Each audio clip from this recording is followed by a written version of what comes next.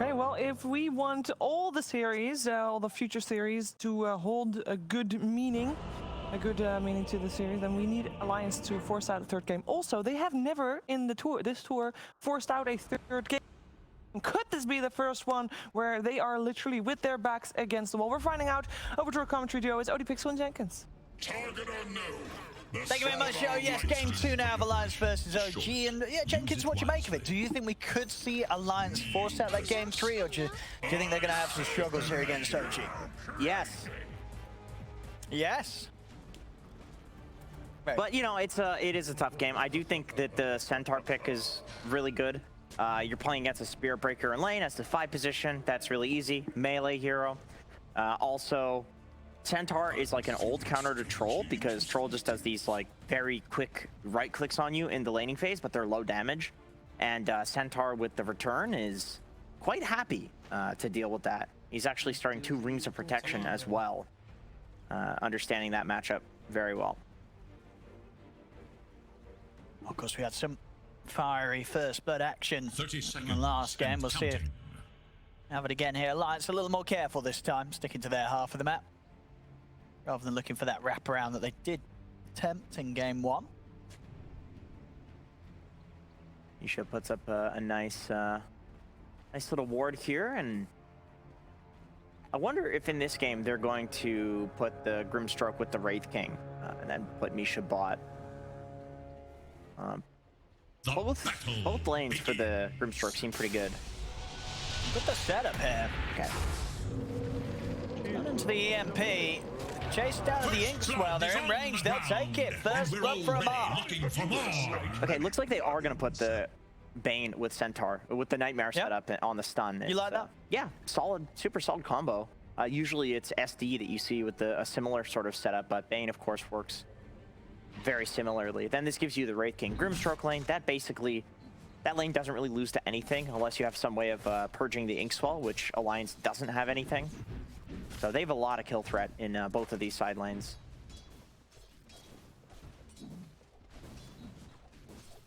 Oh, let's see.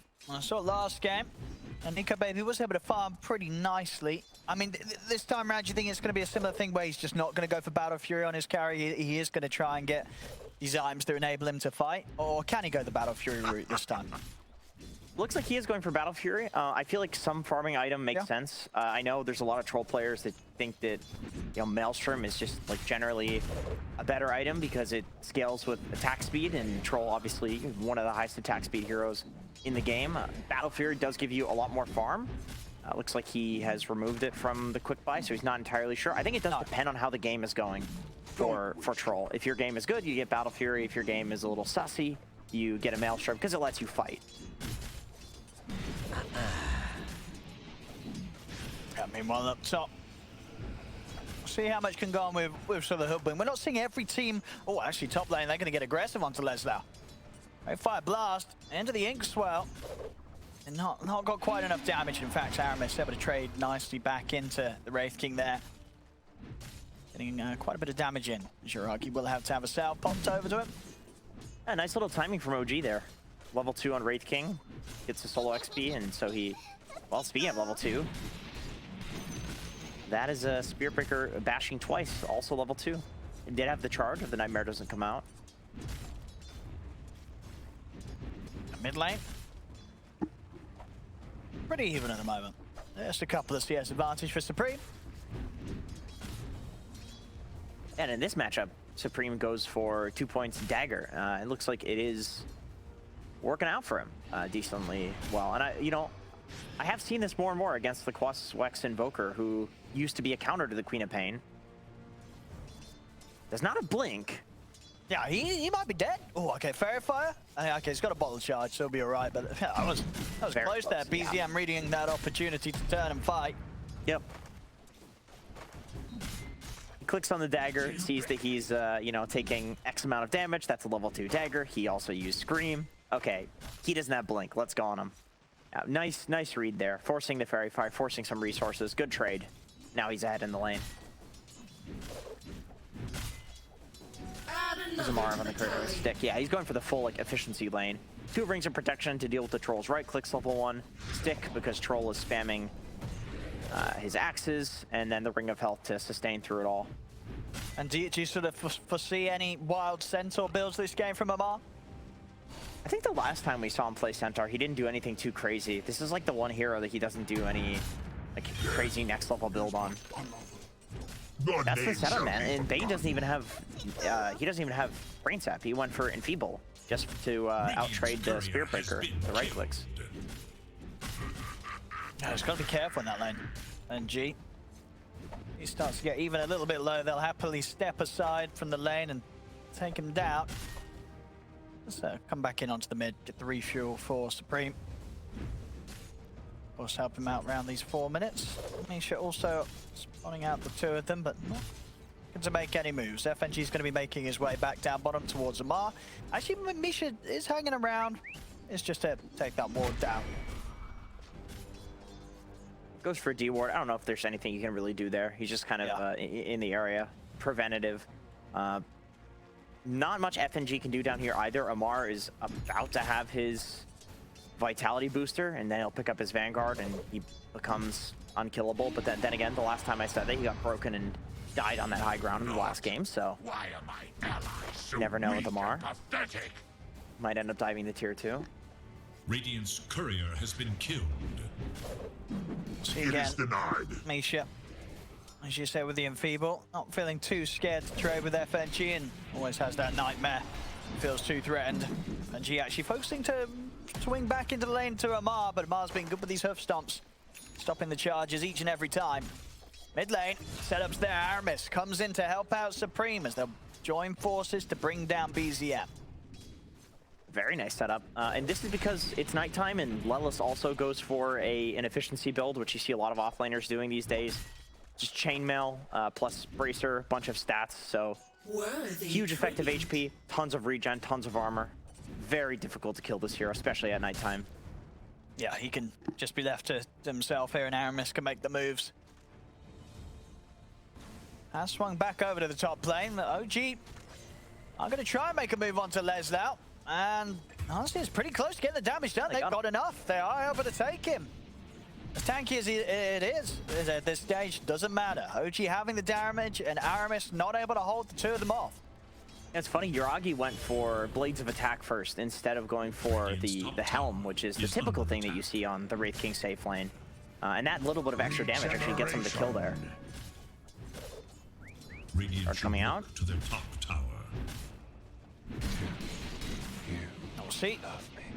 Counterplay for BZM. I mean, Misha's still alive, finally taken out by the right click from Supreme. BZM not able to get anything in return, so they'll come in there, the 3 of them, they'll get the support kill. Another game where there's a lot of pressure around the mid lane, except a lot less from OG. Trying to make moves again up top, but this time round, not able to bring him down from full HP. We'll see back again that move. Indeed, Yuragi able to put a stop to that attempted stun from Aramis. Oh, he cuts the tree, so that's annoying. Yeah. Quick fingers from Yuragi. Yeah, job he did so as well. If he did get caught by the stun, he probably wouldn't have been able to do that final bit of damage to Leslau.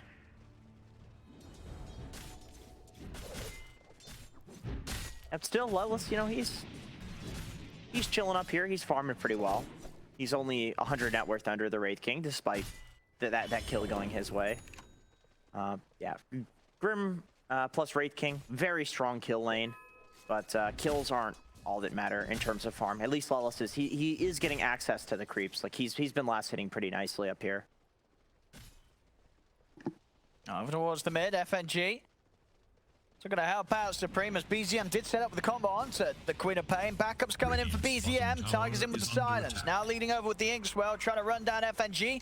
Doesn't quite get in range, but the right clicks might just be enough. Misha, he's got him with the Nightmare. Radiant's top tower is in danger. They'll get FNG and they keep BZM safe. This time round, Alliance not able to join forces and get that kill that they were hoping for. And on the bot lane, you could see Ammar just doing some creep cutting shenanigans. He's got the Vanguard, so takes virtually no damage from the creeps, can also farm up the jungle. Going for a blink. No crazy build out of him this time, at least so far. And this is in line with what he typically does on Centaur. Blink, Vanguard, Hood, same old stuff. Nico, baby. We're very happy though with the space that he's getting. The fact that it has only really been Ammar down here recently. Misha been making the moves across the map. You see the bottom lane, they'll bring in BZM. They want to try and take down Nico, baby. Put an end to this area of comfort that he's had. And won't have enough burst with the EMP as Nico, baby will be okay. And Leslau's looking to turn things with the Valpa Supreme as well. BZM knocks them back with a tornado. Goes for the Ghost Walk TP, but the vision is there. Sentry down as well as a tree. They put a stop to BZM's TP and take his life. Radiant glyph is now active. Good read from OG to understand that everybody was rotating for that. They backed out together almost immediately after going for that play, but turns out it was a little too deep in the enemy jungle, and Alliance was a little bit too quick with the counter rotation. So they end up picking up that kill, very important. All right, Supreme. He's wants that Bane kill, he gets it. Sonic Wave does the damage, and Misha's knocked out. Dude, look at both of these mid laners. 3,500 net worth on both of them, roughly. And then the side lanes are just much richer. 5,000, 4,600, 4,300. It's like there's so much pressure on the mid in both of these games that they're actually kind of under-farmed. Yeah, I mean, Ammar is definitely like he's over-farmed. I mean, this is going to be a very quick Vanguard Link Dagger timing. Yeah. This is some pretty insane speed from Ammar in this laning stage. I think it might have been SVG that said it back in the first half of the tour, that there are just certain Centaur players that can know how to get farm on the hero. Like, that's the difference between good Centaurs and bad Centaurs, is that these good Centaurs, they know the timings to like cut waves and when to be aggressive, and they just end up being like the most farmed hero in the game. Oh, they're gonna come in and try and take him down. He has got Stampede available, Ammar. And he's gonna run out of there. Hoostomp gonna run away with the Stampede. He's fine, and now BZM and Misha maybe seeing if they can catch some of Alliance as they back off from this. They'll take out FNG's courier. Damn. Quite a bit in there. That had a lot of stuff on it. Yeah, that, I mean, you can send the neutral item back at least, but the smoke and the wards, it's a little annoying. Especially if other wards are on cooldown. You know, you've got a minute where you can't place those. But he's Spirit Breaker, so he can, you know, TP back to base. He's got the tome.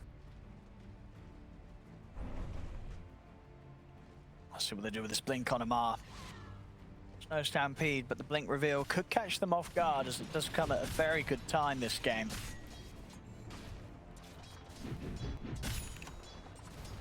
I think. All right.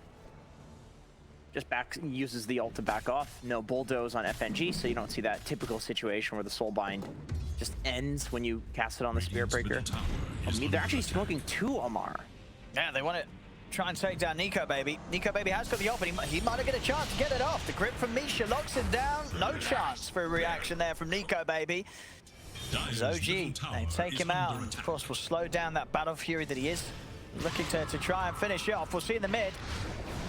Move being made from, well, at least it was from Alliance, but OG, they turn it around. FNG caught deep behind enemy lines.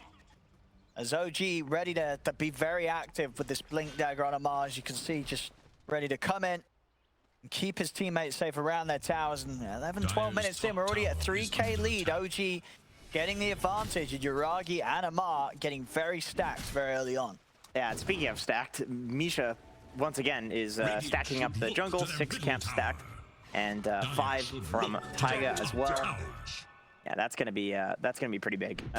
Probably those will go to Ammar, honestly, just because he's the only hero that can really take those super quickly. Maybe Wraith King. I mean, he's having a decent game, but it's a little slow. There we go, top they go. For Taiga, but they're a little careful about how they go for it. Lesnar will now recommit. Stampede's at the ready. OG's coming over. Alliance, they've got to back off for trying to kill the support potentially. As Misha, he holds back Lesnar. FNG is in with the ult, but this is a lot of time for OG to come in. Jump on from the line, in with the Hoostop double edge, takes out FNG. The Soulbind linking up the two of them. Lesnar trying to run. He cannot get out the reach of Ammar as it's double kill for this Centaur. They should be able to clean up Nico, baby, as well. Set up there for Ammar to pick up the triple. I mean, you could feel the hesitation there from Alliance. It was as if they knew that it wasn't going to be a good move to make, and indeed it certainly wasn't. Cost them 3 lives diving behind the tower, and a tower that still stands. Yeah, in both of these games, we've seen huge impact from these supports, in particular Will not Bane, in both of the games where he gets gone on and they just like barely survive because of a raindrop or a fluffy hat. Like both of the supports surviving at low HP is hugely impactful. Like if he does not have the fluffy hat here, he had 170 HP. The fluffy hat gives 125. Like he's gonna die there. And this leads to the turnaround play. Ammar comes in, he's got a DD. Bane comes in, gets a second round of spells off because he survived. Yeah, I mean, can't get the ult off on Troll. that move just hurts big time for Alliance, especially when it does involve Nico Baby's Troll, the Troll working on a Battle Fury. Gets slowed down. They can't afford to have any more of those moves. And it was Leslaw's nighttime as well. Midday Misha, he's ready with the control. Rips there, looking down on the Queen of Pain. The 6-12 follow-up, Deafening Blast crashes through the two of them. They're taking out Supreme. FNG's not able to escape this Aramis either. As the silence is out, 3 more kills for OG. We may have had a bit of a back and forth game in game 1, but this game 2, it's starting off pretty painfully here for Alliance. Should look to their middle tower. Yeah, this is rough. And OG, they do have pushing heroes too. Both the Centaur and the Wraith King, particularly if both of these heroes have good games. You know, you have the Deso coming out on the Wraith King, the Centaur super tanky so he can tank the tower shots. They have the ability to close out this game pretty early, and here, Lawless has nothing. No nighttime. He is very dead. Crowd shall cheer you. Back over on the bottom side of the map, OG, they've invaded Alliance's jungle.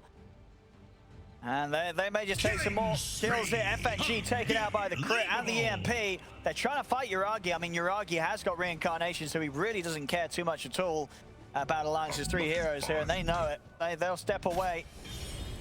They're going to struggle to fight until Nico Baby gets sort of the Battle Fury plus the next item, but it's going to take time, and OG, it doesn't look like they're going to be giving that sort of time to Alliance whatsoever with the moves they're making, especially around Ammar and that quick blink Vanguard timing that he was able to open up this game with. No, Alliance is banking on some like double silence from Night Stalker, 3-man ult from Queen of Pain, you know, really good bushwhack. They need to combo their spells. On mid, well. Nico Baby's trying to push out far in the mid lane. They just jump straight on him. The map is not a safe place right now for this Troll. Yeah, this is oppressive, man. They have the heroes to deal with all of Alliances. I mean, these moves from OG, they're just not slowing down. As soon as they catch Nico Baby in the mid lane, they catch Supreme up top. Monster kill. It's getting pretty bloody here. Yeah, this is rough. Dire should It look looks like to OG their put their top tryhard tower. pants on this game. Yeah. Maybe this is another one of those situations which we've seen repeated throughout the DPC where you feel like a match should kind of go your way, and so maybe you don't play to your full potential, and then the next game you realize, okay, let's just go for the jugular. Man, yeah, they're being very oppressive right now. 4-16, taking over the triangle. I imagine OG will probably smoke across too. They're not gonna let Alliance move out into their jungle at this point. Like, they should be locked inside their base. Roshan's probably the next objective as well. Maybe they even just do it here. I mean, they certainly could with Uragi and the Deso. Forward Spirits as well. Good amount of minus armor. There we have it. Into the pit. And I don't think Alliance is going to want to come anywhere close to this one. And I don't know what you can do, because your potential steal hero is Night Stalker, but if you're using your Night Stalker ult and then OG just walks out and then you don't have the Night Stalker ult for the fight, with a 10k gold deficit at 17 minutes, there is zero chance that you can fight without Night Stalker ult. The vision that it provides, the damage that it provides is way too much. And they end up giving the Aegis to BZM because Uragi, of course, has his own built-in. It's not exactly at the point where a high ground siege can happen, unless a bunch of people on Alliance end up going down. So they give it to the hero that's more of the fighting type hero, which is usually the mid laner, BZM. Radiant should look to their middle tower.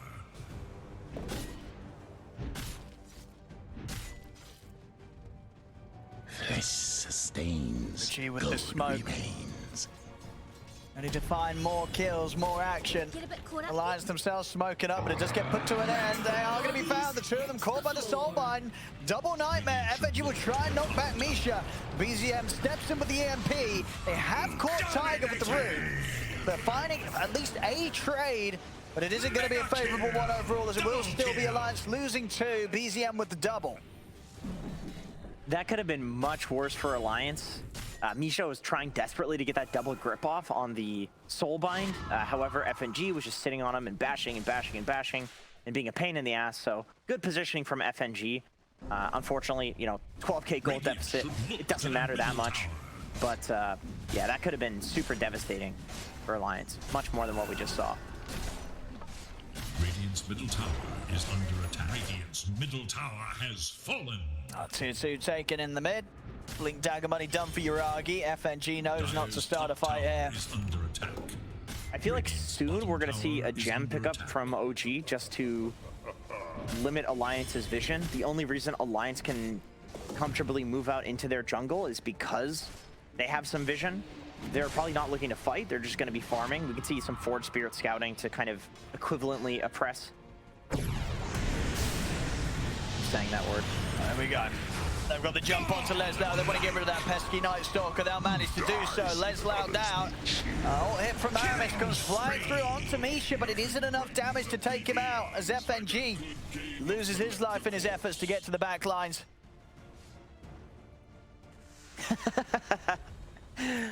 Goes for the deny. Very good. If he switched to Exort, he may have gotten him there. I think he would have at this stage. Yeah. There with the Exort up. BZM, It hurts. you gotta do the calculations on these things, dude. Could have killed your captain.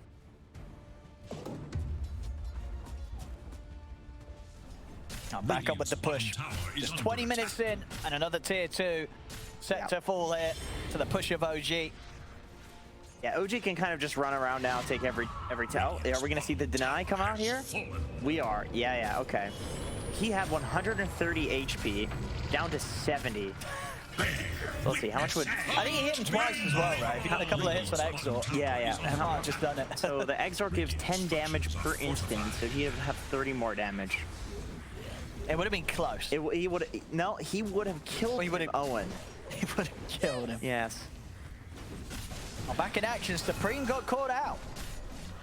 Radiant's bottom tower I is don't under have the quap attack. for this defense. He did, yeah. And they've certainly got the push. Radiant's bottom tower has fallen. The Forge Spirit, Radiant's Deso, bottom barracks these are under buildings attack. don't stand a chance. Tier 3's down. The Rex as well. I feel like this game is more in line with what people probably would have expected given the results of both of these teams for this season. No, it's been a rough season for Alliance, and yeah, OG, they've had these explosive games. Yeah, they have. So, you know, to be expected to a degree. It's nice to see Alliance putting up a fight in some of their games. At least there are glimmers of hope. Same with Cool Guys. I feel like in honestly both of the regions that we're covering, there are glimpses. There's no team like without a single glimpse of hope, which is good to see. Not a glimpse of hope in this game, though. It doesn't look to be. That's the carry going down there. For my coffers. Oh, and a quick jump, and a who's stop. And Wallace is dead. Okay, wraparound play. Maybe they get 5. They're gonna see if they can get the Bane. They do connect with that hook and come with the soul. They can't even quite get Misha. Misha walks away. They've had enough. Okay. They've had enough. They'll tap out. GG is called. OG take this game 2 without any difficulty whatsoever. And with that, the series is theirs. OG secure the series victory. And unfortunately for Alliance, that is it for them, right, in terms of being able to try and stay up in this division. It's been a rough season, and I think, yeah, that last game really was sort of a